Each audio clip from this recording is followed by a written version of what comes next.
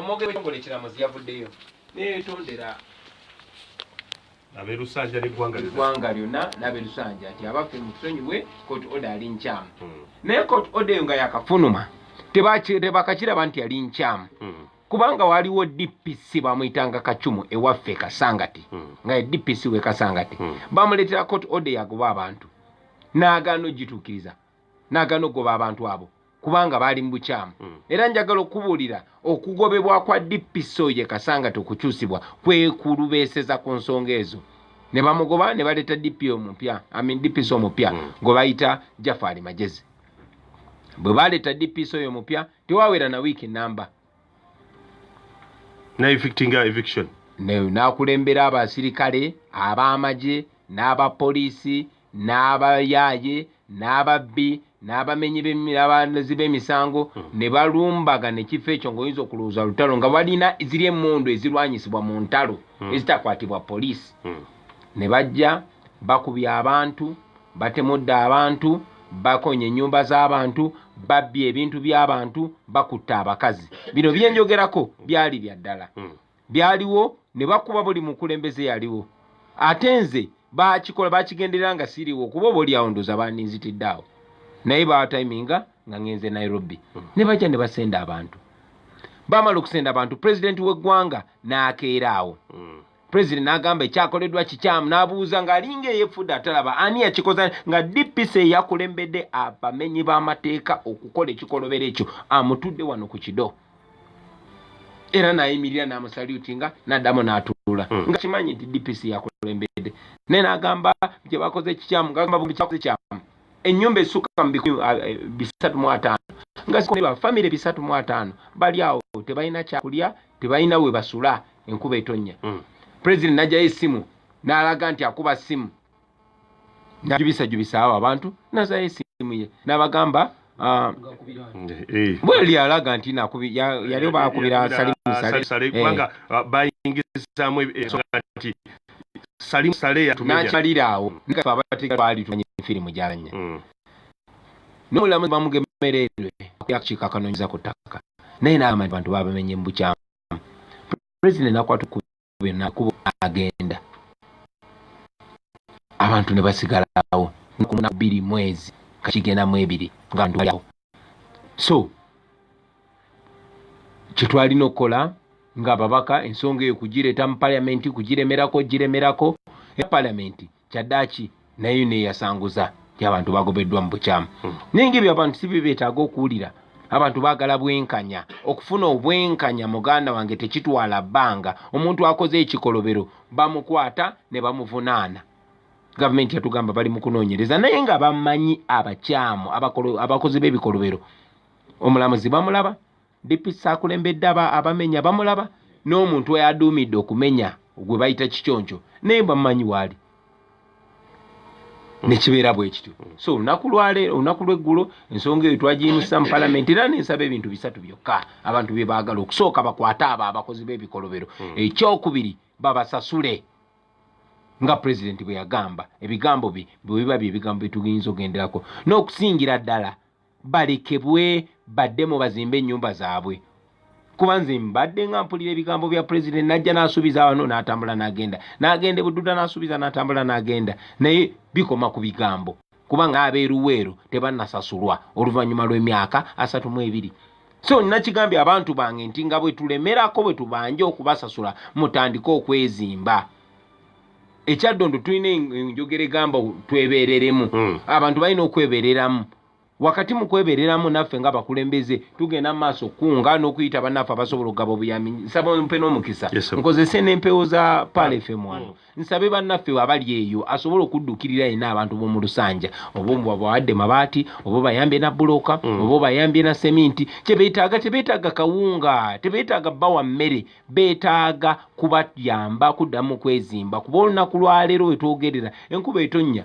Bwetonya ebweru ffe tugirengerera mu ndabirwamu naye bali olutonya. Mwalabye omwana w'emyaka 13 gwe baakuta omwana omuwala wa P7 kubanga ye talina waka. Obwana obusukka mu 5 bwakafa obunnyokovu endwadde ng'eziri awo tebalina mazzi tebalina toyi.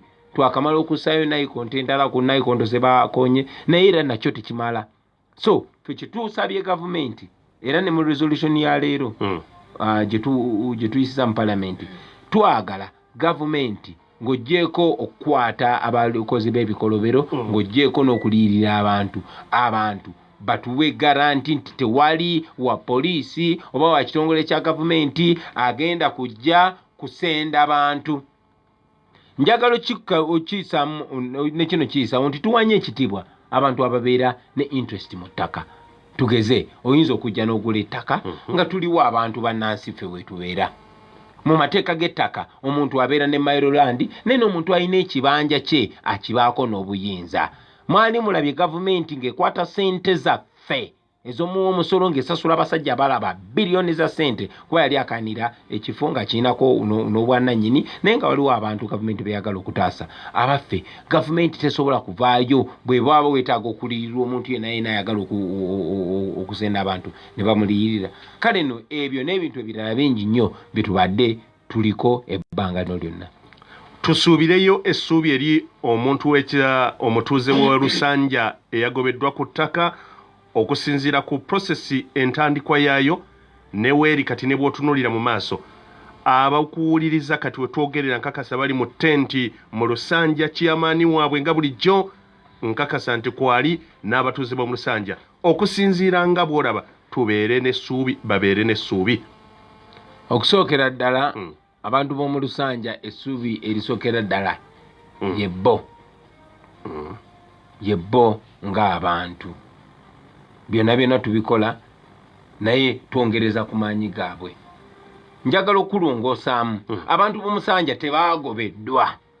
Bw'ogamba nti baagobeddwa ku ttaka lyabwe oba obanafuya tebaagobeddwa bali ku ttaka lyabwe ssebo tebaagobeddwa.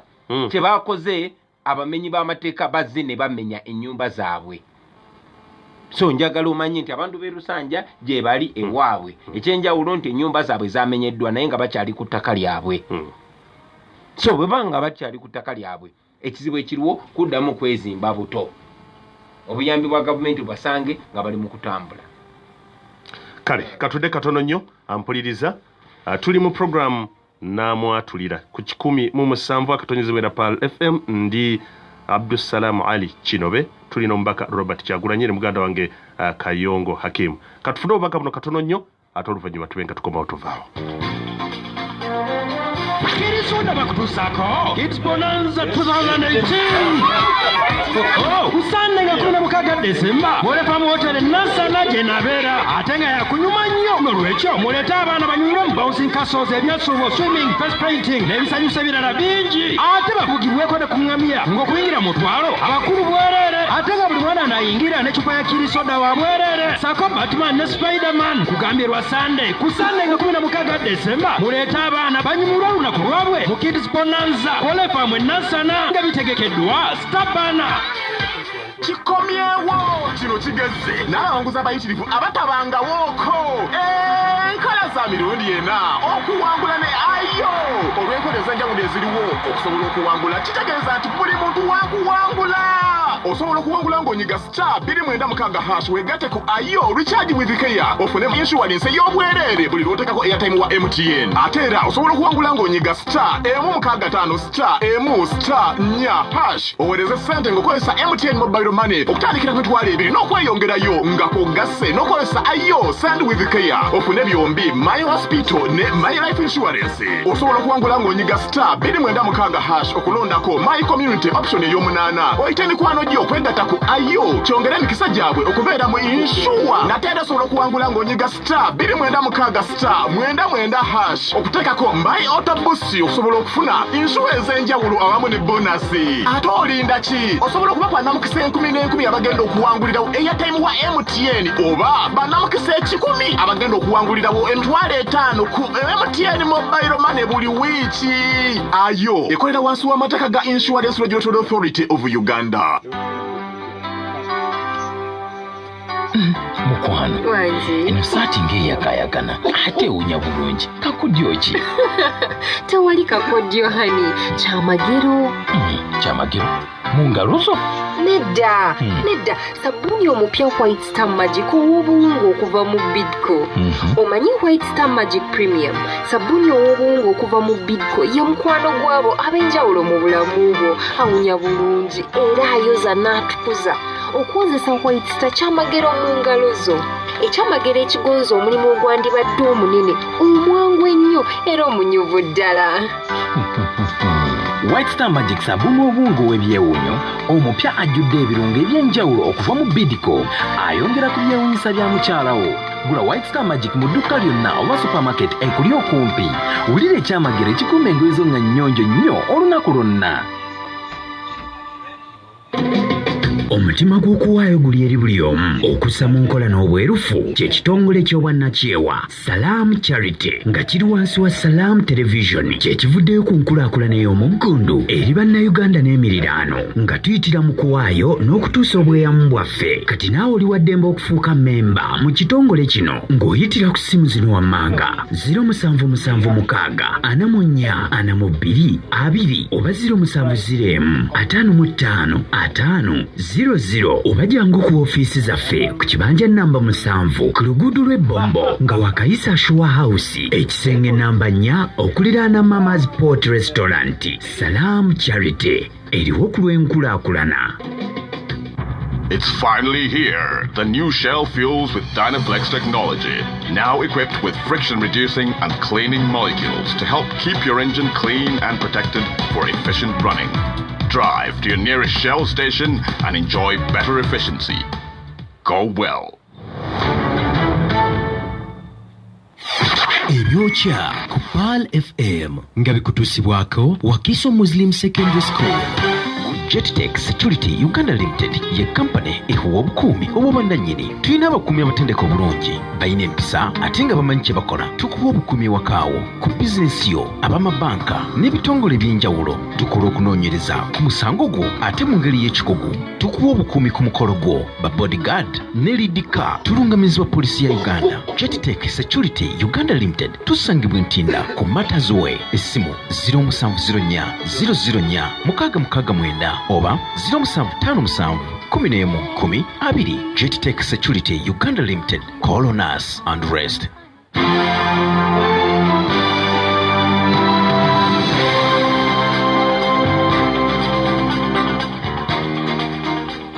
oliko kikumi mu musanvu akatonyeze mwenda Pearl FM kula eri omuntu wa bulijjo nkulisa mukumulamu. Tukyagenda maaso ne programu yaffe eya namwatulira mabegeno ndi Alhaji Abdusalam Ali Kinobe tuli ne muganda wa koziba kuzalawo Kayongo ndi mwana w'ebuddu Mbukoma Nsimbi. Okay. Kayongo Hakim w'ebuddu Mbukoma Nsimbi. Tuli n'omubaka Robert Kyagulanyi Essentamu tuli mu kubaganya birowoozo ku nsonga ezitali ezimu. Ensonga y'Erusanja tulina ko tuziza katusuubire nti nno ab'Erusanja munafunako ku kaseko ku matama ekiro nsebo wabudde wakantu kembali njagala okubuuza Honorable. Honorable gye buvuddeko ko katono wayimiridde mu Parliament notegeeza eggwanga nti gwe wabadde Erusanja wagambye ab'Erusanja bazimbe. Honorable bwe bazimba kati baba tebamenya mateeka. Tebamenya mateeka. Tebaliwo mu bumenyi bw'amateeka. Awo waabwe bali ku bibanja byabwe. Bane kino njaga kibere kiriya ti omuntu abeera ku kibanja kye abawowe ewaka. Onfuna muganda wange. So wabeera uwe waka omuntu akirizibwa kuzimba ku kibanja kye akizimbako. Kati bali ku kibanja kyabwe teri tteeka lino teri court order yonna yali ebagobyewo. Onfuna bulungi. Bali waabwe. So kati oli omutemu bwajja n'amenya ennyumba yo tokirizibwa kuddamu gitereeza. Nakugambye abantu abo tebabagobyewo, abantu abo babamenyedde ennyumba zaabwe naye nga bali waabwe. Kati gwe okubeera ng'okaba saagala babeere mu ndowooza mbu bamuleetere tenti bakole ki. Yes, bali mu buzibu naye nze nzikiriza nnyo mu kwebeereramu. Bwe bamenya ennyumba yo osobola ogizimba mpola mpola neddawo. Bazimbe tewali buzibu. Tewali buzibu, tewali bumenyi bw'amateeka. Ekyo nakibagambye live, nakibagambye mu Parliament, ndi na mu kibagamba wano ku Pearl FM. Era olunaku lwaleero tuyisiza ekiwandiiko nga Parliament. Abantu abo bali protected. era omuntu yenna yayina abakwatako agenda kuba mu kumenya amateeka so baddembe okuzimba era bagende maaso bazimbe era nkubira omulanga buli muntu yenna asobola okuyamba abantu b'e Lusanje okuddawo okuzaawo ennyumba zaabwe abayambe bazizzeewo njogedde olunaku lwaleero ne Attorney General w'eggwanga Saabawoleza nga tufulumye mu Parliament twogedde mwawe bali ne mugamba muganda wange kyetukusaba kukuyamba okusasula okuliyirirwa kw'abantu abo kwanguwe basobole okumala ennyumba zaabwe nga bukyali Honorable Bobi Wine wangi akantu akalala kenjagala otangaze mu eggwanga bwe tutunuulira ebikolwa ebigenda maaso n'okubanga bikolwa nga ekyokulabirako ye Lusanja obuzibu buli ku kitongole kya poliisi oba kitongole kiramuzi obulamuzi buli mu buli kitongole kifu nziramu buli kitongole kifu Uganda bweba ekyali wansi wa Museveni buli kitongole kimuli mu nsawo ontegera kye ŋŋamba oba bakyasobola okukozesa ekkooti okusengula abantu bw'oba bakyasobola okukozesa poliisi okumenya amateeka nkugambye abaamenya amateeka be balina okukuuma amateeka be ba poliisi ontegera kye ŋŋamba muganda wange so kakati bwe baba nga abantu abasasulwa okukuuma abantu be bamenya amateeka simanyi bw'oba okiyita ontegera muganda wange omulamuzi eyawa odeeyo okujja abantu e Lusanja sister wani ogambi wa Bamugemereire Catherine Bamugemereire sister we tekikwewunyisa omulamuzi eyawadde okumenya eyalagidde okumenya ennyumba z'abo abantu ate nga yakikoze mu bukyamu okigera kati gwe tekikwewunyisa ekitongole kiramuzi bwe kivaayo ne kikola ki ne kyetonda ate ng'omulamuzi y'omu oyo bamulumirizaako okulya enguzi okigera ojjukira Anti-Corruption Coalition bwe yali akyali mulamuzi wa LDC Courts okigera ne bamutransferinga ne bamutwala e Luweero n'ate ne bamukuza bukuza kakikulaga nti wano era ekyo kijja nakulaga buli bw'enguzi President Museveni bwe yagambye nti abulwanyisa ng'abalima enguzi akuza bakuze omukyalo oyo yali amaze okukola ebikolobero mu kifo ky'omugoba sinakindi omusiba ne bamugjayo ne bamutwala ate akola ebikolobero ebirala ojje weegendereze abba wano abalina gye yabba asobyawo ebintu wano abalina gye yabisobya gye gavumenti yaffe bweri kasita babeera nga bakyasavinga President Museveni kyekyo kyenkugamba ebitongole byonna bifuukyali wange bino binaggwawo ddi mu ggwanga bijja kuggwawo nga tugobye Museveni bwe buzibu nzize nkibagamba buli nnaku okigera kuba bwemubeera n'omukulembeze nga yakulira abakozi b'ebikyamu temuyinza kusuubira ekituufu ekyennyanja kivunda kuva ku mutwe so mbadde nga nkigamba abantu temubeera nasubi mu pulezidenti ayinza otereeza maaso awo oluvannyuma lw'emyaka 32 goloza atereera buterezi oba ayongera kufaafagana tubeere baalaali twogera amazima nga bwe gali nze bino mbikugamba kuba gwe otyo byogera okigera nenze mbikugamba kuba nze nalaama dda okigera kye mba mbikugamba geega amazima agaliwo tuli mu buwambe kino ekyabadde Lusanja kiri mu kubeera buli wamu fekamoca gye twali tubeera abaana babasenda buli wamu basenda bantu tewali munnansi akyayina kintu kyonna kyonna so kati bwe tunaagenda mu maaso nga tusiriikirira ebikyamu ebikolebwa ffe tugenda okuba nga tuyamba abatunyigiriza okusigala nga batunyigiriza 107 kutonzibera Pal FM Honorable Ndoza katika tutuneko ku otiddemu atwenza okuba otiddemu ebyo nga bw'obiwulira bigambo bya Robert Kyagulanyi Ssentamu nze kennyini sina kyenegaana omubaka owa Kyaddondo East Constituency obiwulira ng'okaayi kiki sikaye Kyagulanyi ng'okaayi enkuba eno etonnya ogimanyi gwe singa otuuka mu Lusanja muganda wange singa otuuka mu Lusanja yembeera abantu baffe gye batambuliramu tetugisobola kuddawo ne tusindika basinisimanyi twawa obweyamo tugenda kukiikirira abantu kati bino byenjogera sibyogera ku lwange mbyogera ntuusa bulumi bw'abo abantu kuba bo tebasobola kweyogerera batwesiga tuboogerere ensonga lwaki nzijano ku radio nenjogera ebigambo ebyo kumbyogera ku lw'abo abantu